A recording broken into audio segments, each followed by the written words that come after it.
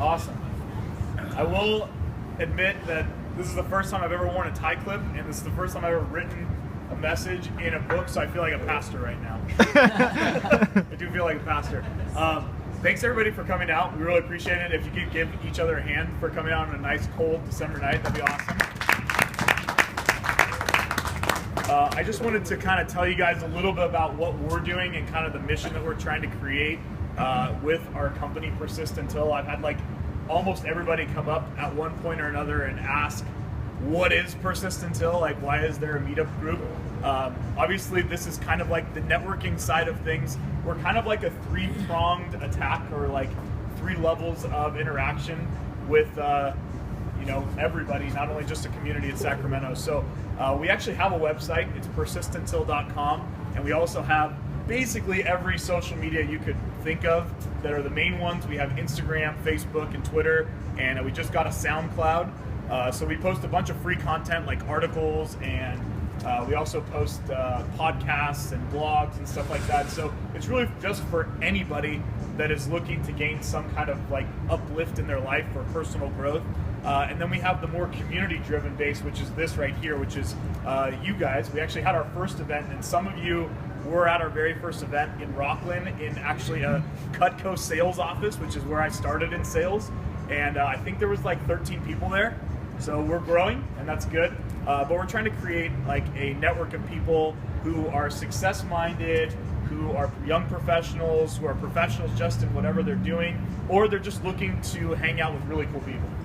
So it's really just an opportunity for us to grow in Sacramento first, and then our main mission is that we end up going around to other cities and doing the same kind of thing.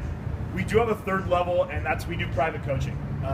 And that's kind of like our most hands-on thing. That's for people that don't want to just get involved on a networking level. They want to take their personal business and their personal life to the next level. So we've actually coached our maximum amount of clients right now. At the beginning of next year in 2014, we're going to have a couple more spaces available, but we've really enjoyed it. We actually coach a guy in the NFL right now, and we coach guys on Wall Street. We coach guys that own their own businesses, and we're having a lot of fun with it, and just seeing other people progress has been really what we wanted to kind of accomplish with Persist Until. So when I started thinking about what our overall mission was, I started thinking about what's coming up in January. Do you guys know what's coming up in January? New Year's resolutions. So I just want to see a show of hands. How many of you plan on having a New Year's resolution for 2014? Who plans on having a New Year's resolution? All right. I know some people just don't believe in them. I don't really care. All right. But they're a funny thing, because I feel like people have them for one of 2 reasons. They either like realize that they want to kind of maybe sort of change something in their life, or everyone else is doing it, so they say, oh, well, I'll do a New Year's resolution too. And then they stop after 4 days. So how many of you had a New Year's resolution for 2013? Who had a New Year's resolution for 2013? Keep your hands up really high. I want to see them. All right. How many of you have 100% executed and done that at a full level for 2013? One hand. I like it. So when I started thinking about that, by the way, we're 27 days away from the new year. I don't know if you guys knew that, but we are 27 days away from the new year. And when I started to think about New Year's resolutions, I started thinking about the gym. Because the gym has been my New Year's resolution for like the last 18 years. Yeah. And I am that guy who is in the gym like every day in January, and then you never see me in February. So I started thinking about why that happens, and why people set a goal in January to go out and do something really cool. They're excited about it. They go out and they do it for the first like 3 days, and then come February, the only people in the gym are the people that were in the gym in November and December. So I started thinking about long-term goals and what people define as a long-term goal. Well, a long-term goal is like a 5-year goal on a personal level, because businesses think of long-term goals as like 10, 15, 20-year goals. So a long-term goal has to be set. Well, if you went on the street and you asked anybody, what's your long-term goal? They'd probably give you a really puzzled look, or they'd give you a career-based answer. Like if you asked anybody in college, hey, what's your 5-year goal? Where do you see yourself in 5 years? They say, oh, as a doctor. or oh, as a lawyer, or oh, as a small business owner. No one says, I want to have 4 friends that absolutely define the person that I am. Because no one sets a 5-year relationship goal. And no one says, I want to have $100,000 in my bank account, no questions asked, that's my absolute zero. Because no one thinks about that. Even though when we set our short-term goals and we say, hey, my goal for 2014 is this in financial, this in my relationships, this in my career, this in my health and wellness, this in my personal growth, and this in my lifestyle. The 6 major kind of categories of setting goals. Nobody sets a 5-year goal, and so what that does is our short-term goals become a lot harder and we start to give up on them a lot easier. So I just wanted to get you guys thinking about the new year, because your 2014 goal really starts now, but it starts about thinking about what's going to happen for you in 5 years. Because we've all been in that spot where we get to a point and we say, man, I'm exactly where I was X number of years ago. We've all thought about that. I've done it. Hope you've probably done it, unless you're just amazing and you shouldn't be here. You should be like owning something, like the world, all right? But we've all done that where, 3 years go by and we say, man, I really haven't progressed. I really haven't done anything that's like ultimately what I thought about 3 years ago. And a lot of times it's because when you ask people about their New Year's resolution, their short-term goal for 2014, none of them put it on paper. They just say, oh, this is what my 2014 New Year's resolution is, and I'm going to do it. And then they never put it on paper. They never make it real. They make it something that gets executed for a couple of days, and then it goes away, and they say, oh, there's always next year.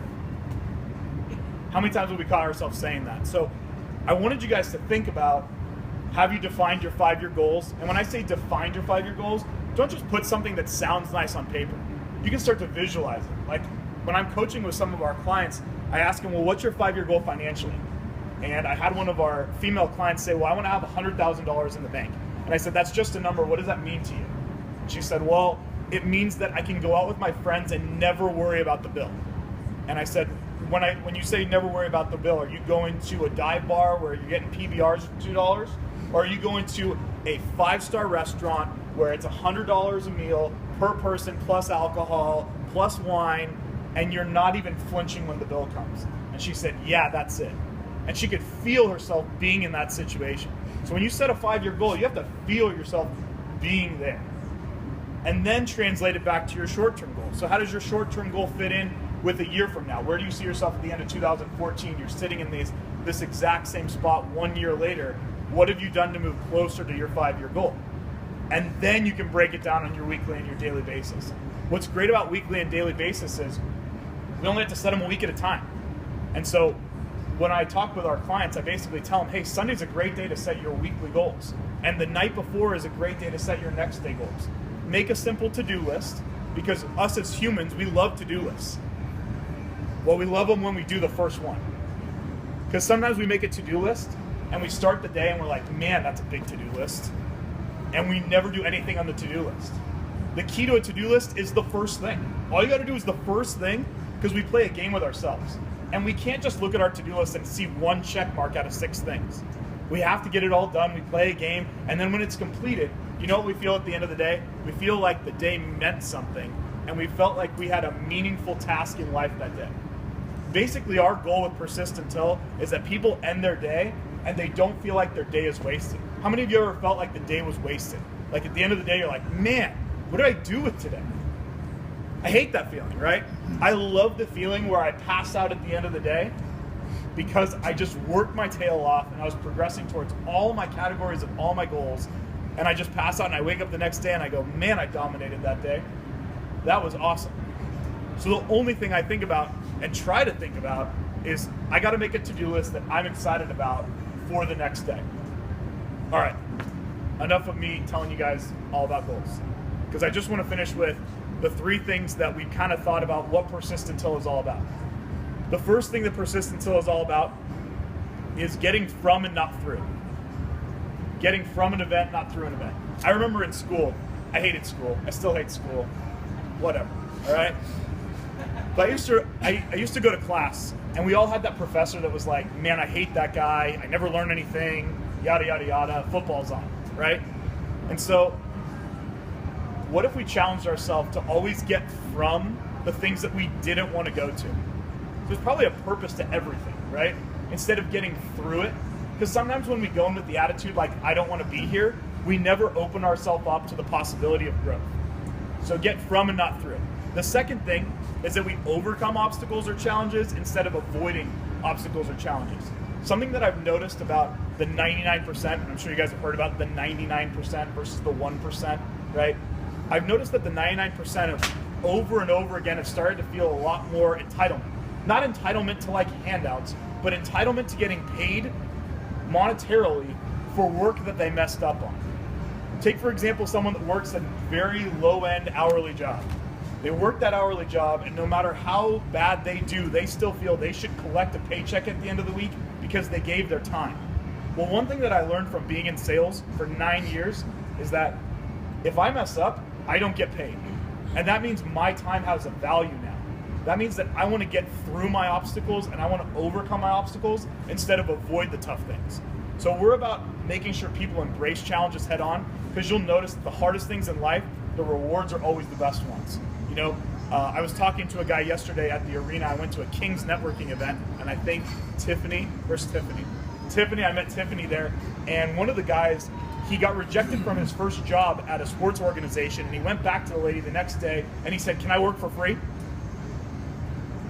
And the lady said, "I guess." He just wanted to get his foot in the door. No monetary compensation, because he knew that he needed to learn from any challenge that it brought.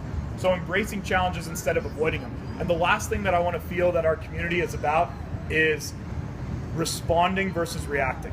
And I talked with Brandon a lot about this yesterday, is responding versus reacting.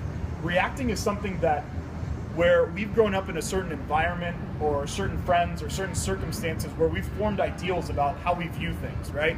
And so when we meet new people, or even when we talk with existing acquaintances or friends about a topic and they start to say something that goes against our moral fiber or our grain, we immediately tune it out except for them talking, and as soon as they're done talking, we put in our 2 cents.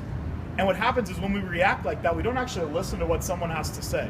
We just react to whatever they think they know with what we think we know. When I started in sales, there was a really funny movie called Boiler Room.